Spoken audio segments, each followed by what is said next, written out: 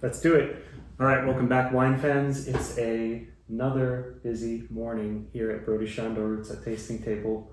Gabor, what have we got going? We're going to focus on Eger today. Three beautiful wines, all blended, and all from the Böjt Winery.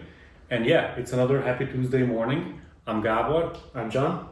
So, John, what do we know about Eger? Quite a lot. We're not going to cover everything that we know today because we do have plenty of other winemakers from the region to feature in future videos. And so we're going to kind of keep the description of the region itself a little bit short today.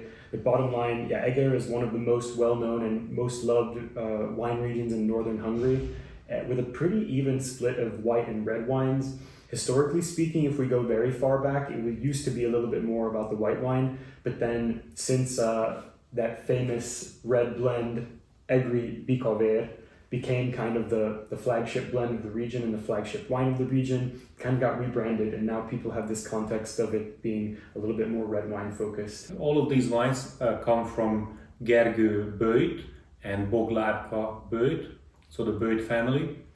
They are second generation. They are taking over the business from the parents these days, these years. The parents were making wine more on the table wine side, but Gergő and Bogi wanted to take this to the next level. And Gergő is, I'm guessing, in his mid-30s, somewhere between the two of us. And he traveled the wine world fairly extensively. He made wine in New Zealand for years. He made wine in California and maybe France as well. So he's seen a lot of the wine industry in different places. And at some point, about 10 years ago, he made a decision. He was offered a good job in New Zealand as a winemaker, head winemaker. But then he decided to turn that down because if he takes that, he would probably still be there making wine. But he wanted to come home and see what he could do from his home region, the Eger region. Oof, crispy. What I love about Egri Csillag is that there's so many great varieties that are permitted in the blend. I mean, more than 30. I think 31 if I counted correctly. Mm-hmm. And many of these varieties that are permitted, if you're a wine lover or a wine enthusiast, you know them. So international varieties like Riesling and Sauvignon Blanc and Pinot Blanc, things like that. Mm-hmm. But then, of course, a big part of the blend is required to be the Hungarian varietals, the obscure ones, Cserszegi Fűszeres, Írsaj Olivér, Leánka, Király Leánka. Olasz Riesling as well. Let's taste this guy. And actually we haven't even talked about Egri Csillag means the star of Eger, which it's kind of a double-edged sword because the star of Eger, I mean Egri Csillag, when we think of that, of course, at least I think of the wine first and foremost. Mm-hmm. But when I go back thinking back to the days when I was a primary school teacher here in Budapest, this was always required reading. It's either for, I can't remember, year 5 or year 6. There's a novel by the same name, Egri Csillag. I've never read the book, but it must be a classic if they're... Yeah, and you know, our son, he says that's his favorite book. Really? Yeah. Amazing. So he never read it, but he listened to it on audio. Better than nothing. But that's fine. So start with the book, and then 5-10 years later, he's going to be enjoying the wines too. The blend itself does have a lot of regulations and a lot of rules that go into it, but there's also quite a lot of room to play and for the winemaker to craft that exact wine that they want. Yeah, so in both blend, one of the most important rules really is that 50% of the blend has to be made from local varieties to avoid imitations of, let's say, Bordeaux blends in the case of the reds, and in the case of Egri Csillag, the white, other international blends to keep the Hungarian touch of it. And they give a really, really nice description here in Hungarian. It says, intenzív, komplex, száraz fehérbor, mely egyetlen szőlőfajta borának jelege sem uralkodik benne. So, exactly. One great variety in the blend is not allowed to stick out. It has to be this perfect harmony where everything is layering over each other, where you get a complex, intense wine with none of the edges sticking out. And just referring back to the idea of blending, you also have to keep in mind that when you blend, let's say, 4 different kinds of wines, it shouldn't just add up, 1 plus 1 plus 1 plus 1 equals 4. It should add up to, 6 or 8 or 10. So the quality, complexity should be much higher than the individual wines that go into it. The sum has to be greater than the parts. Indeed. So speaking of parts for this one, we've got 46% Riesling, 32% of a local grape called Leánka, 16% Sauv Blanc, and 6% Muscat. So a nice mix of higher acid grapes, more aromatic grapes. I think for me the Muscat and the Sauvignon Blanc dominate the nose. Maybe more the Sauvignon Blanc. There's more of it in it. It's more on the grassy side, and I think this is what the Gergő brought home from New Zealand. And definitely a little bit of a floral, like white floral kind of notes coming from the Muscat.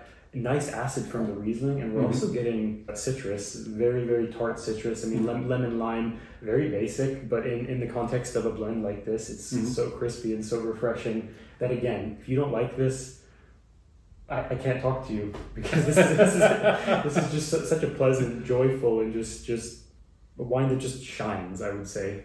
Yeah, and on the nose, I also got a little bit of that oak aging. 30% of the blend was aged in oak. It comes through, very subtle, but it's there. Only for 3 months, so it's not Napa Valley Chardonnay, it's not White Rioja. Oh, not at all. But it does round off the edges, and that's the whole point. Is the devil is in the details, and that's how you get the blend to kind of lock into place. One of the signature wine brands coming out of Hungary, besides the Tokaj, which everybody knows, is the Bull's Blood, the Bikavér brand, and that has been sort of a blessing and a curse for the region, because during the communist times everything became mass-produced, and the Bull's Blood blend became a big export brand of the regime, selling it all over the world and trying to bring in some hard currency for the cheap $2 chuck kind of wine that we used to produce. That was the curse part, and now we're on the blessing side again, hopefully, because winemakers in the past 20 years have really been trying to turn around the quality and also the fame and recognition of this beautiful blend. Definitely, and it's, for me, at least in my experience, it's really one of those, what you pay for is what you get. So if you want to find these very elegant, very serious, examples of Egri Bikavér, and you want to pay around, €50, $50 for them, you can find those, and they're just absolutely beautiful, elegant, wonderful wines. But if you want to spend, €2 or $2, you can also find those ones too. Yeah, and that's how their whole classification goes. Exactly. Classic, superior to grand superior. So like it's a 3-tier system or quality system that will cover the range you just mentioned. Of course. And so it's really, I'll never forget when I found the first bottle of Egri Bikavér that I ever drank in the US. It was at my local grocery store. So this is Ohio, Giant Eagle. They also have stocked it at Heinen's before as well. And the point is that it was, at the time, like less than $10. It wasn't bad, but it wasn't this. It wasn't this. Historically speaking, the Bikavér, the Bull's Blood blend, is much, much older than Csillag. It probably started out as an indication of quality, Bikavér, referring to a red wine that is more higher in alcohol, stronger, darker, something that, Bull's Blood is like sort of a macho, manly. I think just the name itself is conveying that idea of testosterone and blood, and I don't know, it's almost violent in terms of the name, but it's referring to the color of the wine, so it does tend to have that deeper, more concentrated color. For the sake of what we're trying today, which is going to be a designation of superior and then superior selection, there are, again, many regulations that are involved with these wines. Half of the blend has to be indigenous Hungarian varietals, and again, some of the varietals probably any wine lover will be familiar with. So what's permitted to go into this: Cabernet Sauvignon, Cabernet Franc, Pinot Noir, Merlot, Syrah, Zweigelt, and then the more obscure Hungarian varietals: Kadorka, Turán, Bíborka Kadorka, Kékfrankos, or Bíbor Kadorka. It's a little bit similar to what they have going on in Châteauneuf-du-Pape. It's actually the same amount of grapes, 12, 13 grapes that they can use. Here, the emphasis is on Cake Francoche and other local varieties, while in Châteauneuf it would be Grenache and Syrah, I believe. Yeah. And so Cake Francoche is going to be the key player because not only is this the most planted red grape in the entire country, but minimum 30% of the blend of the Bikavér has to be Cake Francoche, and it can go as high as 50%, as is the case with the one that we're trying right now. And it comes through on the nose. Bingo. This has a very Cake Francoche nose. Sour cherry rétes. Mm-hmm. That's exactly what I taste from this one, and I always say Exactly. when I have guests in for tasting who aren't familiar with Hungarian wines, I say, if you smell a Bikavér and it smells exactly like a cherry pie or like a sour cherry strudel, because you get that sour cherry and that kind of red plum flavors from the nose, also on the palate, and then from the oak barrel aging, which is minimum 12 months for the style, you do get some of these baking spices, vanilla, cinnamon, nutmeg, and so on. But in the case of this one, we got a little bit of something different, 18 months in oak. So although there is the 1 year minimum, you don't have to only do the bare minimum. Yeah, and I don't think you can really tell. Again, I think it's the sign of a well-made wine that, okay, it did spend 18 months in oak, but it's not overpowering. It's a very fruity wine. The like you said, Cake Francoche shines through.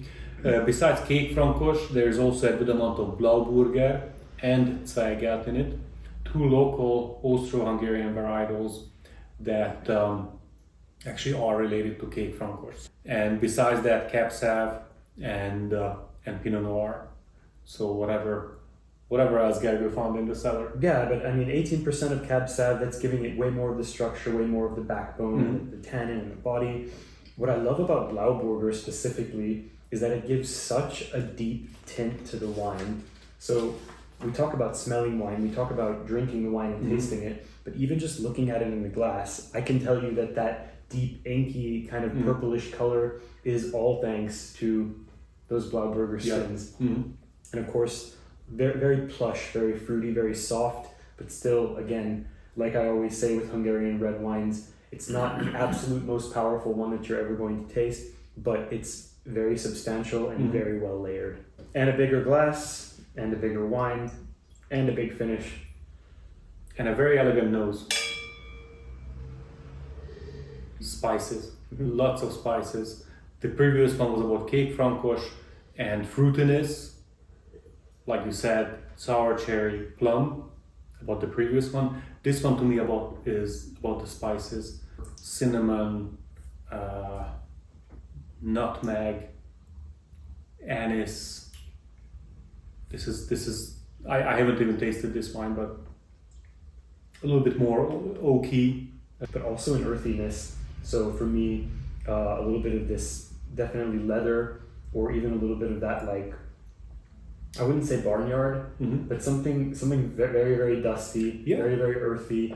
And again, we talk about Eger as a region. There is some presence of volcanic soil there. And so to get a little bit of that in the mix is fantastic. Yeah, and it's actually pretty interesting because Gergő increased the amount of Pinot Noir he put in this blend up to 18% and decreased the Cabernet Sauvignon just down to 7% and left the other traditional varieties more or less the same. Cake Francoche 50% and then Blauburger Zweigelt 25% between the two of them. It's actually, to me, it's a bit surprising. It's almost counterintuitive. Yes. And the other big detail in terms of structure is the alcohol is 0.5% higher. So the basic Bikavér Superior was 14%. This is 14.5. And how he got away with doing that by reducing the Cabernet Sauvignon is pretty impressive. But again, the guy's a wizard. So maybe this is something he brought home from New Zealand. The respect for Pinot Noir and the way you work with Pinot Noir. Yeah, it's a really subtle nod to his experiences and his learning, or at least, well, that's what I think, but we have to meet him and ask him in person, and then we'll find out. I think he just texted me. You think so?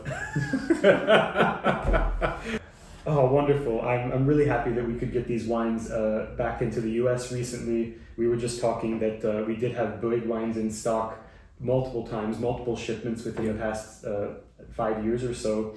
And they don't stick around very long, but that's why we have to keep bringing them in. So I think this is a partnership that's going to continue. Yeah, going forward, it's for great. sure. And they are very, very popular, very likable wines. It is the third or fourth time we brought him back in within the past 5 years. And he was in either the first or the second club shipment. Yeah. So drink more Egri Csillag, drink more Egri Bikavér, and yeah, always remember, if you need more, our US web shop, our EU web shop, you can find all of these wines in both of those places. So don't hesitate, we've got you. And don't hesitate to visit us here at Brody Sándor 9 or Brody 22 at the tasting table. Cheers. Cheers.